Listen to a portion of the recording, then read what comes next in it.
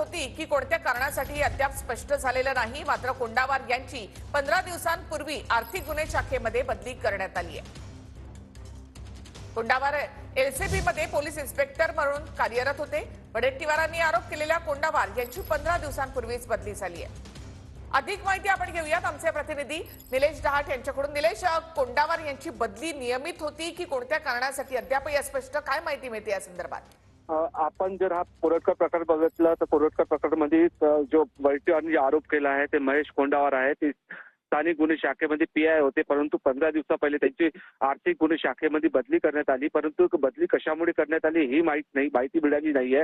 परंतु यामध्ये जो पूर्ण अँगल बघितला गेला तर वडेट्टीवारांनी जे आरोप केले आहेत त्या आरोप आता कसे सिद्ध होते हेही बघणं महत्त्वाचं असणार आहे।